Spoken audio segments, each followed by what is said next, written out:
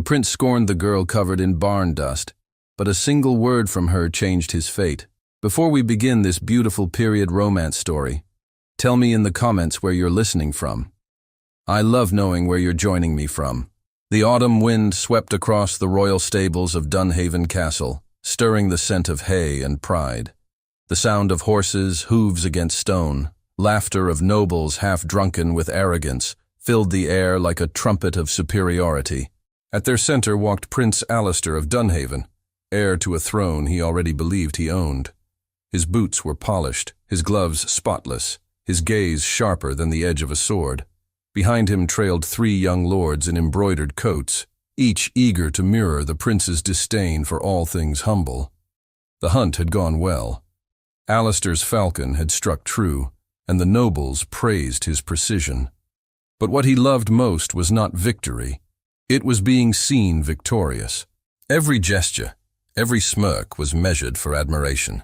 The stables were his final stop before the evening feast. There, among the smell of leather and sweat, he could remind the servants of their place. He pushed open the stable doors. Inside, lanterns flickered. A mare whinnied softly, shifting in her stall. The hay was freshly turned, the air rich with dust. At first, Alistair thought the space empty, until he saw a small figure kneeling near a broken saddle. A young woman, her hands rough, her hair tangled with straw. She struggled to lift the leather frame, its girth strap snapped clean. "What wretched sight is this?" Lord Pembroke muttered behind him, smirking. A creature of dust in the prince's path. The girl startled, turning quickly, her eyes wide. Her dress was plain, the color of mud, its hem torn. She tried to rise but stumbled under the saddle's weight. The nobles chuckled. Alistair's voice cut through the air. "Who allows such disorder in my stables?" No one answered. The girl clutched the saddle as if to protect it from his tone. "I asked a question," he repeated, stepping closer. His boots crushed the hay. "Is this how servants honor Dunhaven's name? By rolling in the filth they were born from?" The laughter behind him grew louder. One of the lords added, "Perhaps she thinks dirt makes her noble." A tremor ran through the girl's shoulders, but she did not bow her head. She looked at him, straight at him, as if the rank that separated them meant nothing at all. "My lord," she said quietly, "the strap broke. I was repairing it." "Repairing?" He gave a short, cruel laugh. "You ruin what you touch, girl. Leave the horses to men who understand worth." Her father, the stable hand, stood frozen by the stalls, his cap in hand, fear carved into his face. "Your Highness, forgive her. She meant no disrespect." "Then teach her to keep her head low," Alistair snapped. The young woman's fingers tightened on the saddle. "It will hold, Your Highness. The leather is good, only pride makes it look weak." The words struck like an echo he could not explain. Pride. He frowned, not used to contradiction. "You dare lecture me?" A faint blush crossed her cheeks, but she did not retreat. "No, my lord. Only truth speaks when silence is too heavy," the nobles jeered. "Truth from a stable girl. Shall we kneel to her wisdom, Your Highness?" Alistair's anger flared hotter than he wished. He stepped closer, until only a breath separated them. Dust clung to her skin. Her eyes, green like the moors after rain, did not blink. "Tell me your name," he demanded. "Maeve," she whispered. He let the name roll in mockery. "Maeve. Remember this moment, Maeve, for you will never forget the day you tried to teach a prince his manners." The lords laughed again. Someone clapped. Maeve's father took a step forward, but she lifted a hand, stopping him. "I remember every cruelty I've seen, my lord," she said softly, "for cruelty always returns to the heart that gives it." Alistair stiffened. The barn seemed smaller suddenly, the air thick.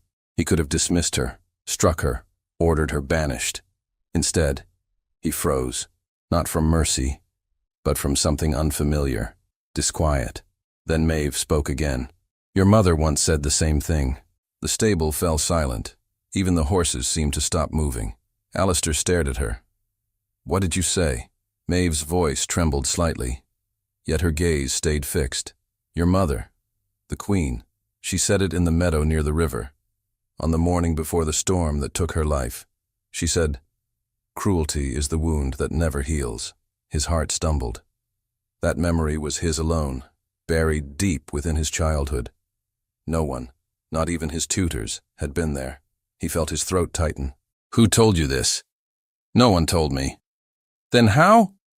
She interrupted, her voice like a thread of wind. Because she said it to me.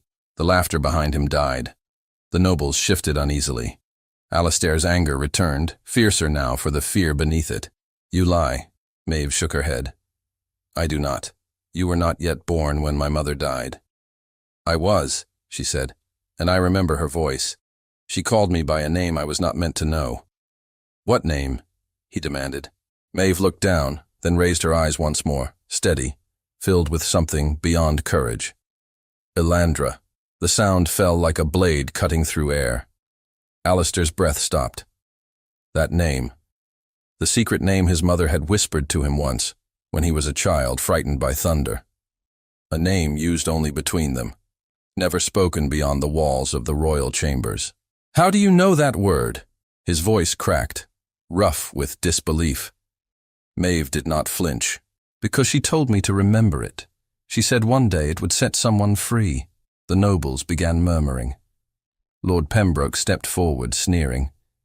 Your Highness, she toys with you. The girl's a liar, mad with dreams. But Alistair could not look away from her. Every part of him wanted to deny it, to crush the thought before it grew roots. Elandra, he repeated almost to himself. No one outside the palace knows that name. Then you see, Maeve said, her voice trembling now. It must have come from her. Her father's face turned white. Maeve, for mercy's sake, be silent. But she went on. She was kind, Your Highness. She said truth can live even in silence, but only courage can speak it. The prince's mind spun. He wanted to demand proof, to accuse her of witchcraft or deceit, yet something deeper. The echo of a lullaby, the scent of lavender and rain, rose in him, tearing apart his certainty. He whispered again. Who are you? Someone you forgot, she said. His temper broke. Enough. Do you think to frighten me with riddles? You'll answer for this insolence. Her father fell to his knees. Please, sire, she means no harm. Alistair turned on him. Then teach her her place. But Maeve stepped between them, her small frame steady. He cannot teach me what I already know, my lord. I know my place. And what place is that? He asked, voice sharp. She looked straight into his eyes. Beside the truth. The words hit harder than any weapon. The silence after them was unbearable. Then one of the nobles tried to laugh, but the sound died in his throat. Alistair's chest rose and fell too quickly. You will explain yourself before the steward. If this is some trick, you will pay dearly. Maeve bowed her head at last, but not in defeat. You may command my body, my lord, but not my memory. Her father took her arm, whispering for her to be silent, to beg forgiveness. But she gently pulled away and lifted the broken saddle again, as though it mattered more than the prince's fury. Alistair turned to leave, but something in him would not move. Elandra, he said again, the sound nearly breaking. Maeve looked up, and for an instant their eyes met like two worlds colliding, royalty and dust, arrogance and truth. Then she whispered, You have forgotten where you came from, my lord. He stood rooted, unable to speak. His companions exchanged looks, uneasy now. Lord Pembroke forced a laugh. Your Highness, come. The girl's madness is beneath your notice. But Alistair could not hear them. The word echoed inside him like the tolling of a bell. Forgotten where you came from. The phrase clung to his chest, heavy as guilt. Maeve placed the saddle on the rack and walked toward the back door of the stables. Her steps were slow, almost reverent. Dust followed her like a veil. Stop her, Alistair ordered, though he did not know why. His voice wavered, too soft to carry command. No one moved. Maeve paused at the door, glanced back once and said, Ask your heart what the word means. When you do, you'll find me again. The door creaked open, letting in the sharp breath of autumn. Then she was gone, into the fading light. Alistair's hand fell to his side. His nobles began to speak all at once, laughter forced, excuses ready, but he did not listen. He stared at the empty doorway, his mind filled with questions he could not bear to ask. Lord Pembroke placed a hand on his shoulder. "My prince, she's a common liar. Shall I have her whipped for her insolence?" Alistair turned sharply. "No." Pembroke blinked. "No, I'll speak with her myself tomorrow," he said, voice low. "Until then, no punishment." The lord hesitated. "As you wish, though I warn you, mercy makes servants bold." Alistair ignored him and walked deeper into the stable. He touched the broken saddle still resting on the rack. His mother's mare had worn one just like it. He could almost hear her laughter again, soft and fleeting, as if the word Elandra had opened a door to ghosts. He whispered it once more, testing the air. "Elandra." The horses shifted restlessly, as if they too remembered. He looked toward the doorway where Maeve had vanished. The cold wind slipped through, carrying a faint trace of hay and something unnameable. Truth, perhaps. He clenched his fists. Tomorrow he would find her. Tomorrow she would answer every question. Yet a flicker of fear crawled up his spine. What if she already had? Outside, the evening sky deepened to gray. Somewhere beyond the fields, a bell rang from the chapel tower, calling the court to supper. The nobles filed out, murmuring among themselves. Only Alistair remained, staring at the dust that swirled where Maeve had stood. He closed his eyes, and for the first time in his life, the silence of the stables felt louder than applause. The word Elandra echoed again and again inside him, until it was no longer a name, but a question that would not fade. The prince was left alone, the word Elandra echoing in his ears, and for the first time his arrogance trembled. The dawn after the stable incident broke grey and cold over Dunhaven Castle. The courtyard was unusually alive with whispers. Servants exchanged glances as they polished boots or swept steps, murmuring of what had happened the evening before. The prince's temper, the servant girl's defiance, the strange word that had left the air trembling. By noon, the tale had reached the great hall, distorted with every retelling until it sounded like sorcery. Prince Alistair heard the rumours before breakfast ended. He ignored them, or tried to, but each careless whisper drove deeper into his pride. At the long table, Lord Pembroke smiled thinly across the bread and wine. "They say even a stable girl can make the heir to Dunhaven forget his manners," he said, voice low, pleasant enough to be poison. Alistair set down his cup with a sharp click. "They say too much." Pembroke's eyes glinted. "Indeed, Your Highness. Yet gossip has a curious way of turning into memory, when not silenced quickly. Then silence it. With respect, I would. But rumor thrives on curiosity. Best to show the court you're untouched by a servant's tongue. A public hunt tomorrow, perhaps. Let them see your composure restored." Alistair stared at him, knowing the suggestion was bait. Pembroke wanted him angry, wanted him careless.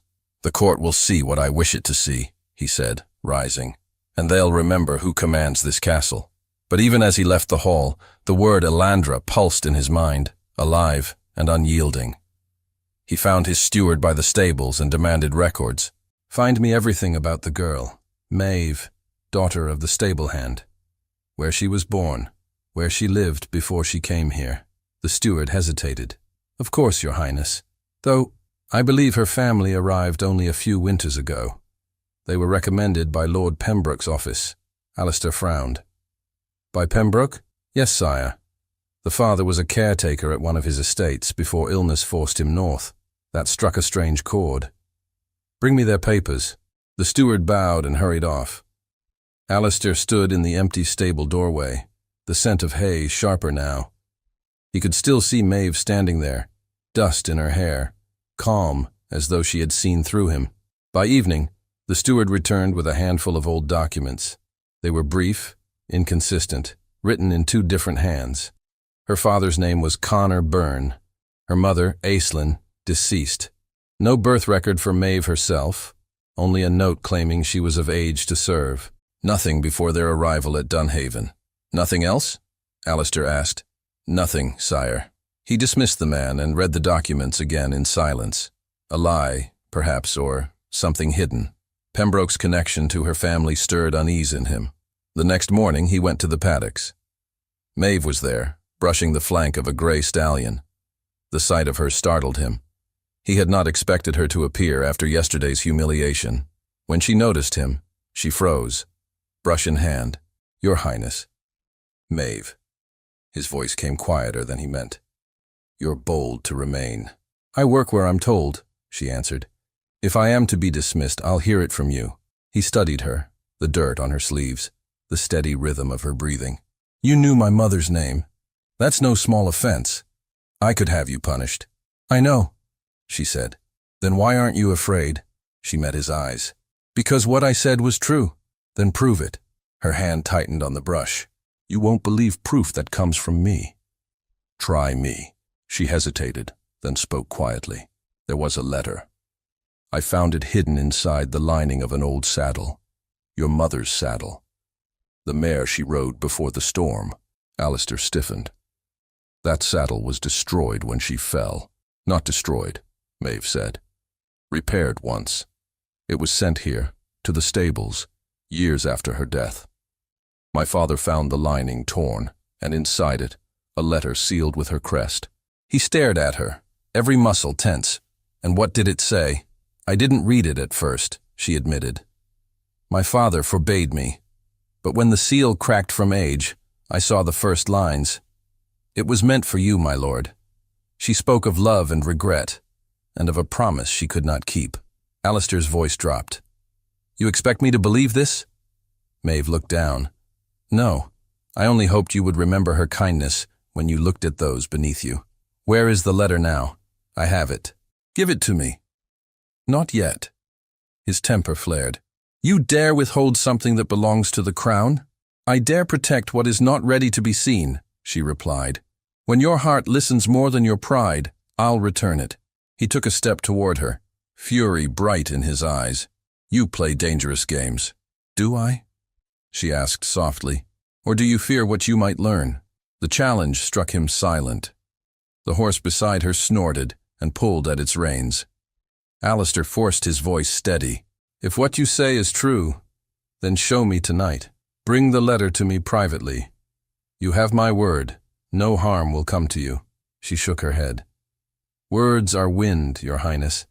I'll bring it when it's meant to be read." He grabbed her wrist before he realized what he was doing. Her skin was cold, roughened by work.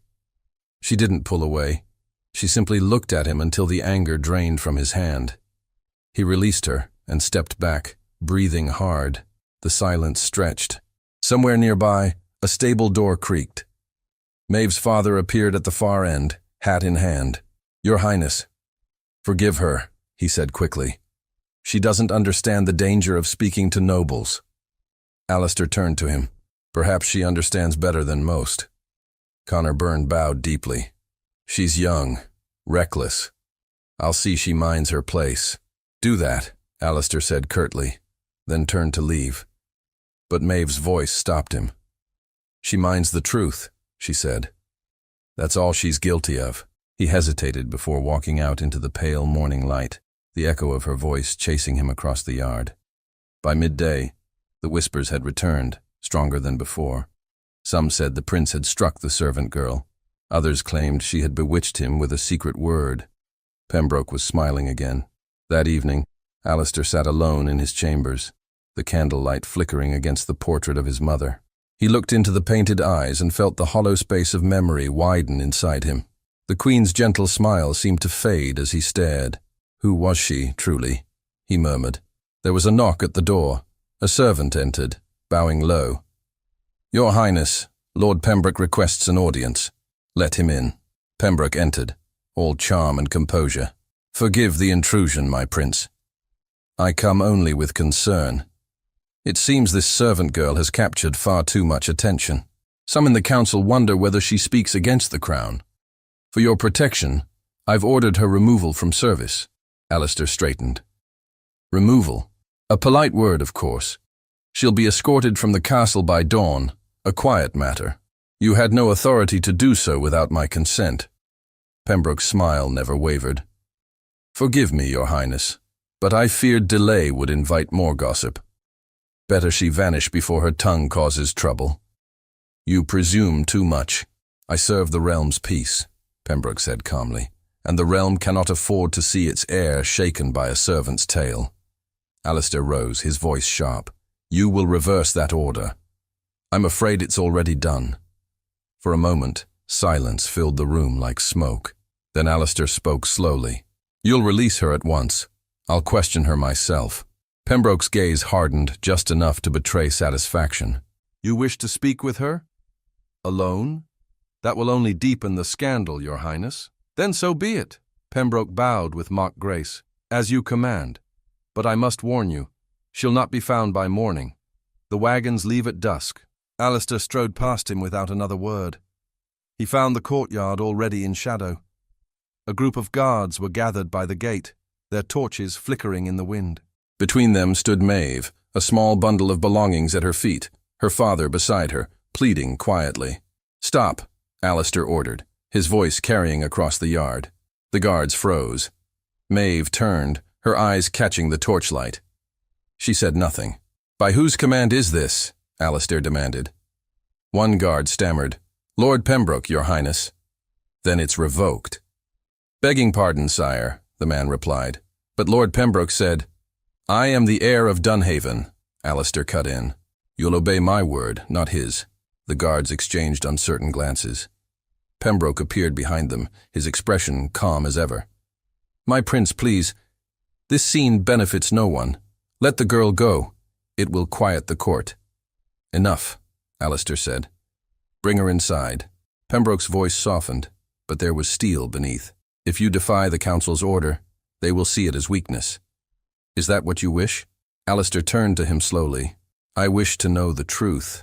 Maeve spoke then, quiet but firm. Let it be, my lord.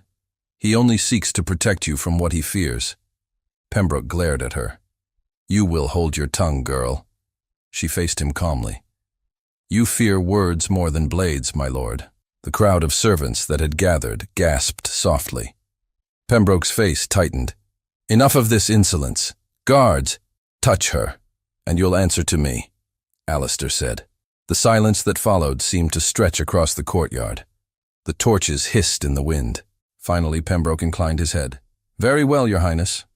If you wish to entangle yourself in peasant fables, so be it. I wash my hands of it. He turned and walked away, the echo of his boots hard against the stones. Maeve looked after him, then at Alistair. You shouldn't have done that. You think I fear Pembroke? You should fear what he hides, she said softly. He will not rest until silence is restored. Her father stepped forward, anxious. Please, sire, let us go quietly. We mean no harm. We ask only peace. Alistair studied them both, the exhaustion in their faces, the faint defiance in Maeve's. You'll have protection under my name until I decide otherwise. That's all. Maeve bowed her head. Thank you, my lord. But protection is not what I came to give. What then? She looked up. The truth you're not ready for. Before he could reply, a servant ran into the yard, breathless. Your Highness, the council calls for you. Urgent business in the throne room. Alistair clenched his jaw. Stay here, he told Maeve. Do not move until I return. He followed the servant into the great hall, his steps echoing. The chamber was full, the lords already assembled, Pembroke at their head. Pembroke bowed slightly. Your Highness, we have discussed the matter of your distraction. The council agrees that the girl's removal is in the realm's best interest. You presume to decide what serves the realm, Alistair said coldly. Pembroke's smile was polite. Then act, sire. Prove your authority, or watch your reputation crumble. The argument stretched long into the night, voices rising, pride clashing against reason. By the time Alistair returned to the courtyard, the torches were dying, the wind stronger. The guards were gone. The wagon tracks cut deep into the mud. Maeve and her father were nowhere to be seen. A servant hurried toward him, eyes wide with fear. Your Highness, Lord Pembroke gave new orders while you were in council. The girl, she's been sent away under escort. They left not half an hour past. Alistair's heart went cold. Where? To the northern road, sire. Pembroke said the king himself ordered it. He didn't wait to hear more. He turned toward the gates, the night air biting against his skin, fury and confusion driving him forward. A moment later, the last torch at the gate flickered out, and the road beyond lay in darkness. A servant burst into his chambers to announce that Maeve had been dismissed from the castle, exiled by Lord Pembroke's order. The night that followed Maeve's exile was long and sleepless for Prince Alistair. The fire in his chamber burned low, forgotten, as he paced before the window overlooking the empty courtyards of Dunhaven Castle. His mind refused peace. Every sound, the whistle of wind, the rustle of drapes, seemed to whisper the word she had spoken. Elandra, his mother's secret name. He could not rest. By dawn, he summoned his horse, dismissed his attendants, and rode north before the castle stirred. The guards called after him, but he did not answer. The road wound through the misted moors, wet with dew and silence. His breath came in clouds as he urged his horse faster, chasing the tracks left by the wagons that had taken Maeve away. Hours passed before he caught sight of them, 2 riders ahead, escorting a small cart. He drew closer, keeping to the trees. The cart carried a single passenger, her brown hair loose beneath a shawl. Maeve. His pulse quickened. When the road narrowed by the riverbank, he spurred his horse forward and blocked their path. The startled guards reached for their reins, one shouting, "Who goes there?" "Your prince," Alistair said, his voice hard. "Stand aside." The men hesitated, unsure. Then one dismounted, bowing quickly. "Your Highness, Lord Pembroke's orders." "My orders outrank his. Release her." They exchanged nervous glances. Maeve's eyes met his through the morning haze, calm, unshaken. "Let them be, my lord," she said. "They only follow command." "Your command comes from me now," Alistair replied. The guard stepped back. He dismounted, walked to the cart, and held out his hand. "Come, you are not leaving Dunhaven like a criminal." She hesitated, then took his hand. Her palm was cold, her grip steady. "You risk much for a servant," she murmured. "I risk nothing compared to what I've lost," he said. Once the guards were dismissed, he led her horse to the riverside. The air smelled of wet earth and pine. They rode in silence until the castle walls were only a blur behind them. When they reached the shelter of a ruined chapel near the woods, he stopped and turned to her. "Now tell me everything," he said. "Every word you read in that letter." Maeve looked down at her hands. "You wouldn't believe me. I followed you into exile. Try me." She reached into the folds of her cloak and drew out a small parcel, wrapped in linen. Inside lay a torn piece of parchment, the ink faded but legible. It was sealed with your mother's crest. The words are not all clear, but what remains will change everything you know. He took the letter, his fingers trembling slightly. The first lines were familiar, his mother's handwriting. "To my dearest son, if this reaches you, truth has found its courage." He read silently until the words blurred. Then he looked at Maeve, disbelief in his eyes. "This speaks of another child, of a promise to protect a friend's newborn. It says the two were hidden together in the same chamber, that one might live, if the other was lost." Maeve nodded slowly. "My father told me my mother served the Queen. She died the night of the storm. He said the Queen wept when she held the child, that she promised the girl would be safe no matter the cost." Alistair felt his chest tighten. "You think this letter means—" "I think you were not the only child in the royal cradle," she said softly. "Maybe not even the one meant for the throne." He dropped the letter to his lap. "Impossible." "Is it?" she asked. "The Queen loved you, yes, but love does not always follow blood."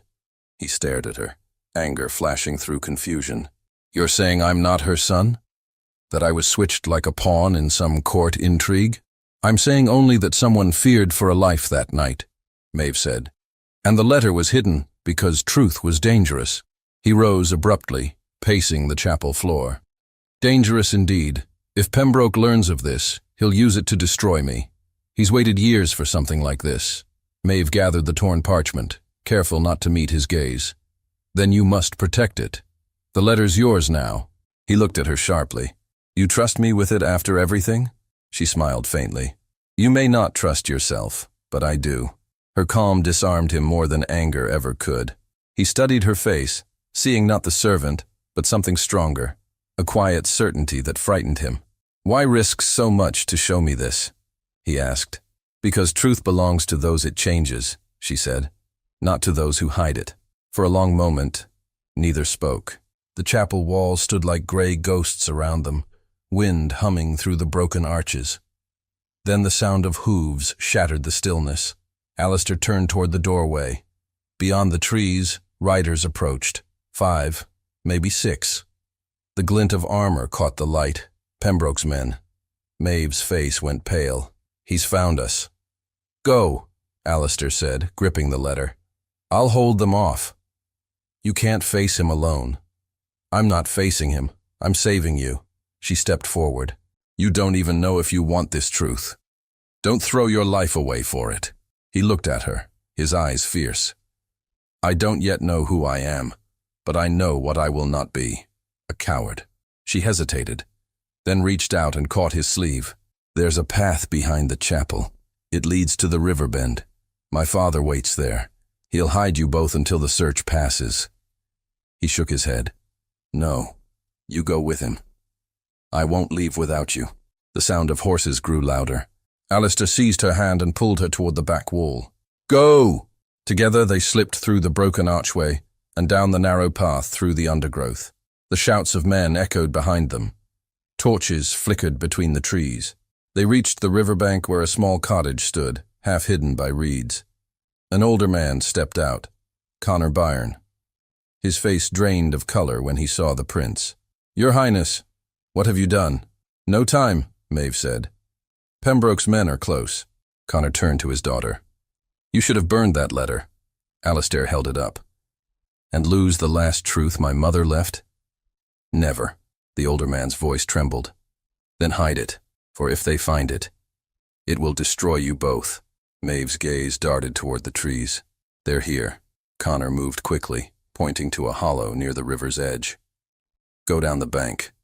There's an old bridge half a mile east. Cross it and follow the ridge. It leads to the old mill. No one goes there now. Alistair nodded. And you? I'll keep them talking, the old man said. It's all I can do. Maeve caught her father's arm. You'll be safe, he smiled faintly. I survived worse storms than this. Alistair pulled Maeve toward the river. They ran, mud splashing beneath their boots, the sound of pursuit growing nearer. When they reached the broken bridge, the wood groaned under their weight. Maeve stumbled once, but he caught her arm and guided her across. On the far bank, they paused to breathe. Behind them, torches glowed among the trees. Voices shouted commands. They're burning the cottage, Maeve whispered. Alistair's stomach twisted. Your father. He'll find a way, she said, though her voice broke on the words. They moved on, following the narrow ridge to the mill. The structure stood silent against the horizon, its wheel half sunken into the river. Inside, dust hung thick in the air. Alistair dropped onto a beam, clutching the letter.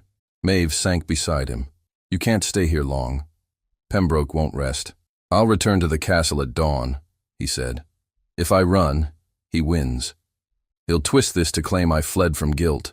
Then what will you do? I'll face him. He'll destroy you before the king ever hears you speak. He looked at her. Then I'll speak louder. She shook her head, almost smiling despite her fear. You sound more like the man your mother wrote about than the one who mocked me in the stables. Her words cut deep, but warmed something within him. He touched the folded parchment. This truth, it changes everything. I may not be who I thought I was. Or maybe, Maeve said softly, you've finally become who you were meant to be. The mill creaked as the wind pushed against its broken frame. They sat in silence, the letter between them. Then, in the distance, a horn sounded. Pembroke's call. Maeve's face went white. They've found us. Alistair stood, scanning the trees. The torches moved closer, their light flickering through the branches. He turned to Maeve. Give me the letter. It's yours. He hesitated, then pressed it back into her hand. If I'm caught, they'll take everything. Keep it safe. Hide it. Promise me. She clutched it to her chest. I promise. The shouts came closer. Horses splashed through the shallows below. Alistair drew her toward the back wall of the mill. Go through the hatch. It opens to the riverbank. Follow it east until you find shelter. I won't leave you. You must, he said firmly. The letter's what matters now. Her eyes filled with tears she refused to let fall. You're a prince. They'll listen to you. They'll listen to Pembroke's lies before they hear one truth from me. A crash echoed outside, the front doors breaking open. Torches flared. Alistair turned to her one last time. Run, Maeve. She hesitated, then nodded once and slipped through the hatch, vanishing into the dark. Moments later, the men stormed in. Pembroke rode at their head, his face cold and triumphant.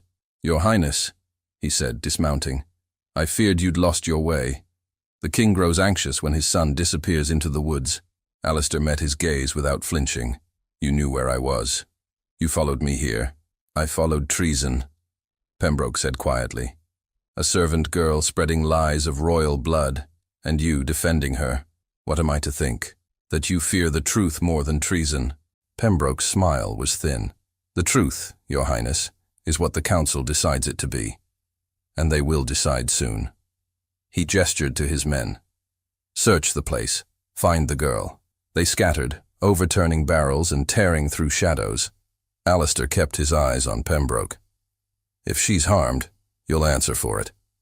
Pembroke tilted his head. If she's what you say, perhaps she's safer hidden. After all, what use is a servant who knows a prince's secrets? Alistair took a step forward, fury in his voice. Enough, Pembroke. The older man smiled faintly. As you wish, my prince, but I warn you, this little rebellion of the heart will cost you more than pride. He turned to leave, giving a final command to his soldiers. The torches vanished one by one into the woods. When the last hoofbeat faded, Alistair sank to his knees, the weight of it all pressing down. The smell of smoke drifted from the direction of the river. Through the broken wall, he caught a glimpse of Maeve's silhouette, far away on the opposite bank, running into the mist with the letter clutched against her heart. A single spark fell from a torch left behind, landing on the hay. The flame rose quickly, licking at the wooden beams. Alistair stared at the fire spreading through the mill, realizing too late that Pembroke had left him surrounded by kindling and smoke. Maeve is taken by Pembroke's men, the letter torn from her hands, as Alistair watches helplessly from the trees. The fire at the mill burned through the night, its glow visible even from the towers of Dunhaven Castle. When Alistair returned at dawn, ash still clung to his coat, and his face bore the mark of sleeplessness and smoke. He entered through the servants' gate, unnoticed, his horse lathered and trembling. Inside, the corridors buzzed with rumors, whispers of treachery, of a servant girl taken in chains, of a letter that could ruin a prince. He went straight to the council chamber. The great doors opened before him with a heavy groan. Inside, the nobles were already gathered. At the head of the table stood Lord Pembroke, speaking in a measured tone. His Highness has been misled, Pembroke was saying. A false document, forged by a servant, claimed to expose some ancient secret. She sought favor through deceit. The prince's compassion, though admirable, was used against him. Every head turned as Alistair entered. Pembroke's voice faltered for only a breath before recovering its poise. Ah, the prince himself graces us. Alistair's boots struck the stone floor as he crossed the chamber. You speak of lies, my lord. Perhaps we should begin with yours. A ripple of unease moved through the room. Pembroke folded his hands behind his back. Your Highness, you return unannounced, disheveled, after disappearing without guard or escort. The council feared the worst. The worst, Alistair said coldly, is a council ruled by cowards. Gasps followed. The king's advisor, an elderly man named Lord Cavan, raised a hand. Your Highness, please. We seek understanding, not insult. Then understand this, Alistair said. The girl you condemned did not forge that letter. I saw it. I read it. My mother wrote it. Murmurs filled the hall. Pembroke's face hardened. You would stake your crown on the word of a peasant?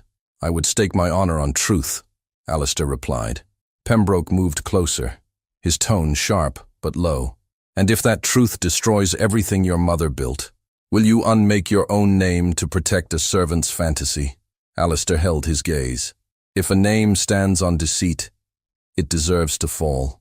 For the first time, Pembroke's composure cracked. You forget yourself. No, Alistair said quietly. For the first time, I remember who I am.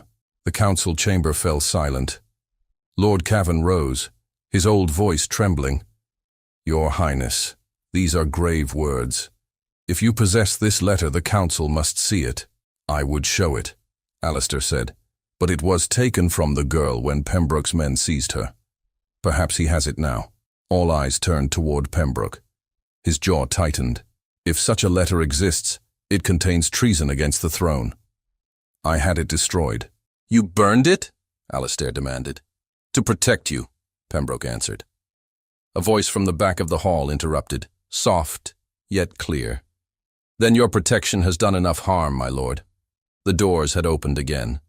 Maeve stood there, flanked by 2 guards. Her dress was torn at the sleeve, her hair disheveled, but her gaze was steady. The guards hesitated, uncertain whether to restrain her further. Alistair turned to her, a wave of relief passing through him. Maeve! She inclined her head. Your Highness. Pembroke stepped forward, furious. Who allowed this prisoner inside? Lord Cavan raised a hand. If she holds a key to the truth, she will speak. The council demands it. Maeve took a slow breath. The letter is not lost. Pembroke's face went pale. You lie.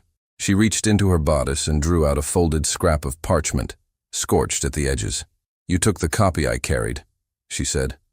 But the Queen's hand wrote 2, one to her son, one to the woman who served her. My mother's letter never burned. Alistair stepped closer.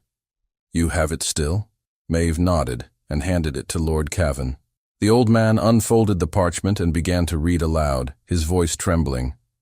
To those who bear my name or my kindness, know that I acted to protect what love alone could not keep safe. If fate spares them, one child shall wear the crown, and the other shall guard its truth. The chamber was silent. Cavan lowered the page. It bears the Queen's seal.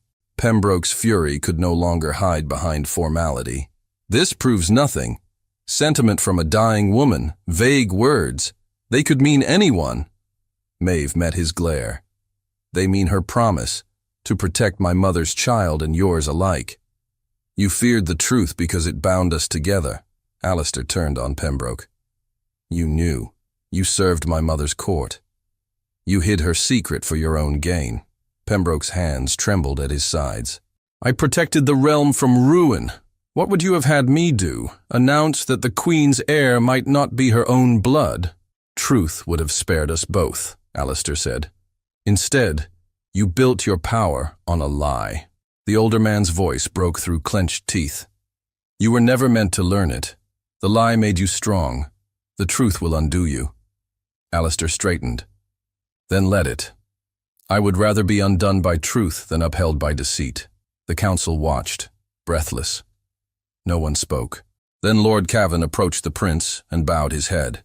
Your Highness, the realm honors courage above blood. The Queen's love made you her son. That is enough for Dunhaven. Pembroke gave a hollow laugh. So you choose compassion over law. Compassion built the law, Cavan said. Alistair turned to Maeve. You brought this truth into light, even when it could have destroyed you. She looked at him quietly. You destroyed the man you were when you mocked a servant in dust. The one before me needs no crown to be noble. He stepped closer, his voice low. You forgive me, after all I've done? Forgiveness isn't a gift, she said softly. It's a debt I pay to my own heart. The court watched as he bowed his head to her, a gesture no one could recall a prince ever making. Then let my crown be the first to bend to truth. The moment broke the hall's stillness. Some nobles knelt, others stared in stunned disbelief. Pembroke alone stood unmoved, eyes dark with rage. You think this ends it? He said. You think the court will accept a stable girl at your side? Alistair lifted his head. I think the court will follow the will of its prince. Pembroke's hand clenched at his cloak. You will ruin us all. Then I will rebuild us with honesty. Guards entered at a signal from Lord Cavan. Pembroke saw them approach and understood his fall was complete. You're a fool, he hissed. Kindness will kill you faster than any sword. Alistair's answer was quiet. Then let kindness be my weapon. The guards took Pembroke by the arms. He did not resist, but his final words lingered as they led him away. Truth makes traitors of us all, boy. Remember that when the throne grows cold. When the doors closed behind him, the tension broke. Some nobles applauded softly. Others whispered among themselves. But Alistair heard only the sound of Maeve's breath beside him. He turned to her. You should rest. You've borne too much. I will, she said, when I know you'll do the same. He smiled faintly, weary but lighter than he had been in years. Stay in the castle. I'll see no harm comes to you or your father. Her eyes softened. And what of your crown? He looked toward the high windows, where the morning sun was breaking through the gray. It weighs less now than it did yesterday. For the first time since his mother's death, Alistair felt peace take root where pride once stood. That night, a soft rain fell over Dunhaven. The castle slept in rare stillness. Alistair walked through the quiet corridors until he reached the chapel. Candles flickered before the marble likeness of his mother. Maeve was there already, her shawl drawn close around her shoulders. She would be proud of you, she said without turning. Would she forgive me? He asked. Maeve smiled faintly. Mothers forgive before we ask. He stepped beside her, both of them gazing up at the calm face of the Queen's statue. What will you do now? He asked. Whatever truth asks of me, she said. It's been waiting long enough. He reached for her hand, his voice quiet. And if truth asks that you stay? She hesitated, then looked at him. Then I'll stay. He nodded, relief and something deeper in his expression. Tomorrow, I'll face the court. They will expect a prince to speak of power. Instead, they will hear of mercy. They may not like what they hear, she warned. They will learn, he replied. The chapel bells began to ring softly, echoing through the halls. It was the hour before dawn. Maeve's voice broke the stillness. Do you ever fear what tomorrow might take from you? He looked at her. Not anymore. Tomorrow is only frightening when we have something to hide. She smiled, the first true smile he'd seen from her. Then we are free already. He reached for her hand again, this time without hesitation. The door opened quietly behind them. Lord Cavan entered, his expression gentle. Your Highness, the council awaits you in the throne room. They are ready to hear your word. Alistair gave a slow nod. Then let them hear it. Maeve squeezed his hand once before letting go. Go. Show them the man truth made. He left the chapel with a steady stride.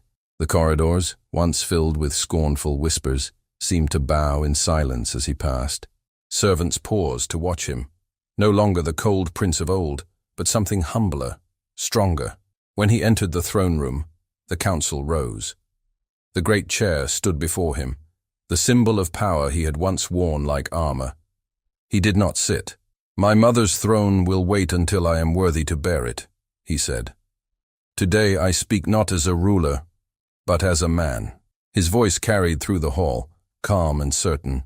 He spoke of mercy, of the duty of nobles to the humble, of truth's power to cleanse what pride corrodes.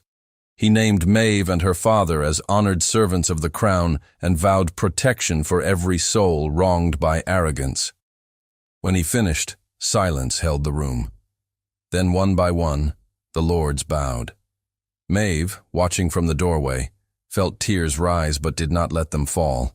The realm, for the first time, saw its prince not as heir, but as hope. The truth was no longer a weapon. It was a bond. Spring came early to Dunhaven that year. The frost melted sooner, the grass shone greener, and the wind carried the scent of new beginnings.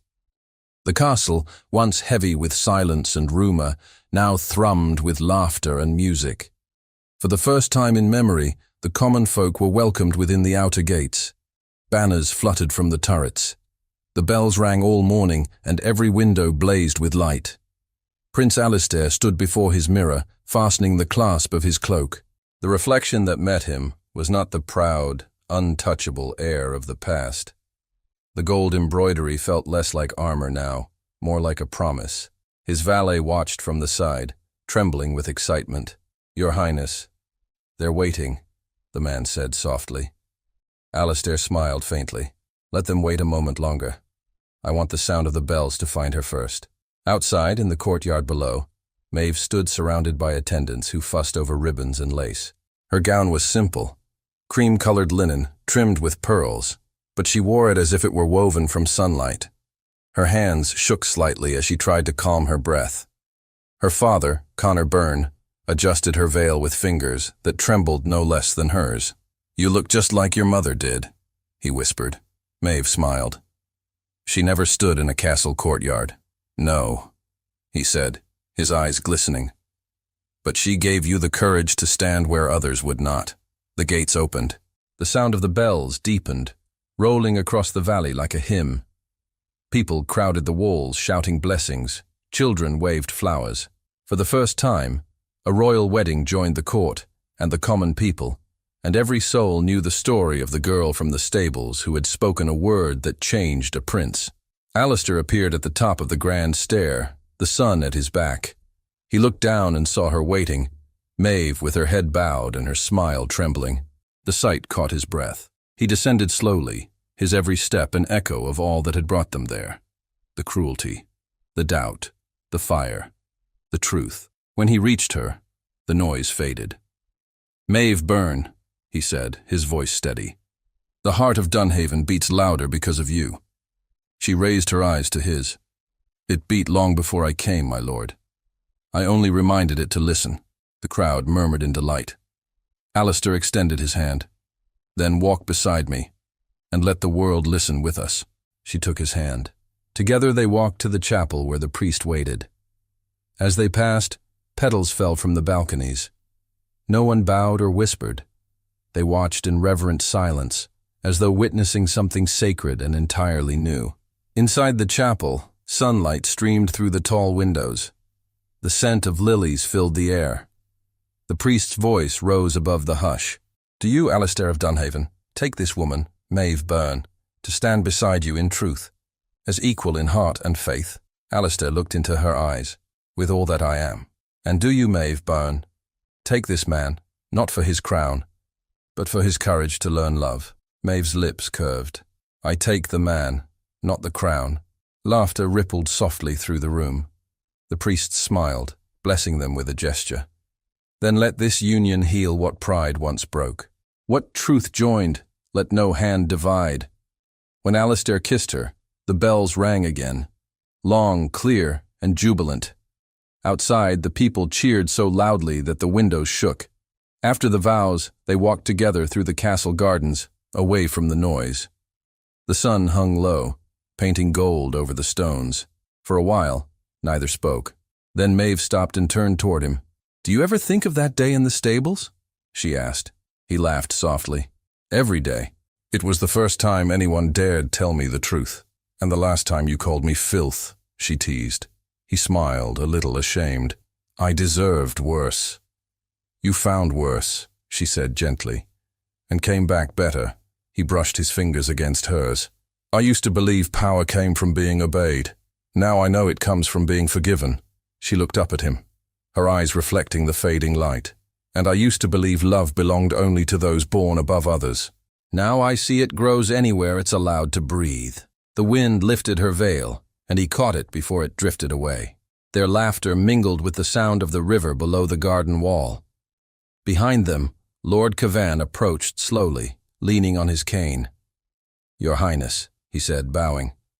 "The council asks for your word before the feast. Shall I tell them you will attend?" Alistair nodded. "Tell them their prince will dine as a man among his people." The old man smiled faintly. "A new kind of kingdom, then. A truer one," Alistair said. When Cavan left, Maeve turned to him with a playful look. "You're changing everything they've ever known." He grinned. "Then help me keep changing it." They returned to the courtyard as the torches were lit. Tables stretched across the square, filled with nobles and servants alike. The smell of roasted bread and spiced wine carried through the air. Music rose. A fiddle, a drum, and the rhythmic clapping of hands. Children danced among the tables, chasing ribbons. Alistair stood and lifted his cup. "To truth," he called, his voice ringing over the laughter. "To the word that set us free." The crowd cheered. Maeve raised her cup beside him. "To kindness," which gave that word meaning. They drank together, smiling as the crowd erupted into song. Later that night, when the music softened and the guests drifted toward the fire pits, Maeve and Alistair slipped away again, down to the stables where it had all begun. The lanterns flickered low, the smell of hay and horses wrapping around them like memory. Maeve traced her hand along the wooden stall. "It feels smaller now," she said. "It feels honest," he replied. Everything began here. He turned to her, his face illuminated by the lamplight. "I once thought this place beneath me. Now I see it held the only treasure I ever needed." She smiled. "Dust and truth? And you," he said. She blushed and looked down.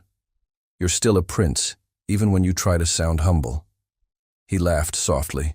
"Then allow me to speak not as a prince, but as the man who once watched you disappear through that door and feared he'd never see you again." She stepped closer. "And now I can't imagine a world without you in it." For a moment, there was only the sound of the horses breathing, the quiet rustle of straw. He took her hands, his voice barely above a whisper. "You turned my shame into grace. You taught me that love isn't earned. It's remembered." Maeve's eyes filled with tears she didn't hide. "Then remember it always." He kissed her forehead gently. "I will." They stood together as the lanterns burned lower. Outside, the stars brightened over Dunhaven, the night cool and sweet. When they finally stepped out, hand in hand, the castle bells tolled midnight. The people had not yet left. Songs still drifted through the courtyard. As Alistair and Maeve appeared, the crowd erupted once more. "Long live the prince and his lady!" someone shouted. "Long live truth!" cried another. Maeve laughed, tears on her cheeks. Alistair raised their joined hands. "Long live every soul brave enough to speak it!" The cheering rose higher, sweeping through the night until it reached the hills beyond the castle. The following morning dawned clear and bright. Birds filled the courtyards, pecking at the remnants of the feast. Alistair and Maeve stood on the balcony, watching the people depart for their villages, waving as they went. "They'll tell our story," she said. He nodded. Let them remember that even princes can kneel, and even servants can rise." She turned to him, her eyes soft. "What will they call it, do you think?" He smiled.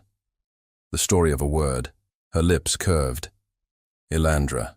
The sound hung between them like a blessing.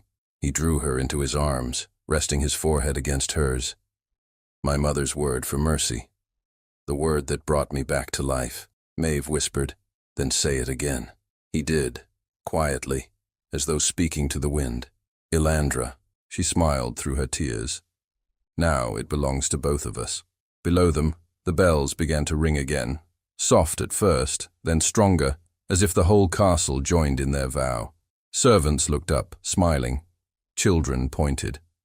And in that light, with the echoes of their promise filling the air, Alistair turned to her once more. "Maeve Byrne," he said, his voice full of warmth and certainty, "you are my truth, my mercy, and my beginning." "And you," she replied, "are the proof that love can mend what pride destroyed." He laughed, the sound breaking free like sunlight. "Then let us build a kingdom where no one must bow to be seen. Together," she said. He took her hand, and they stepped forward onto the balcony where all could see them. The crowd below erupted into applause, their joy rising like music. As the wind carried the sound across the hills, Alistair leaned close to her ear and whispered, "The word that changed my fate was not Elandra. It was Maeve." She looked at him, startled, and then laughed softly through her tears. "Then may it be the last word you ever forget." The bells rang louder, the sunlight flooding over them, and for a moment it seemed the entire world stood still, breathing, believing, remembering. The story of the prince and the girl covered in barn dust had become a legend of mercy, of pride turned to love, of truth reborn as joy. And as they kissed beneath the sound of the bells, the wind carried their laughter through the fields, across the river, and beyond the moors, reminding every heart that a single word, spoken with courage, can rewrite destiny. Thank you so much for listening to this story all the way to the end.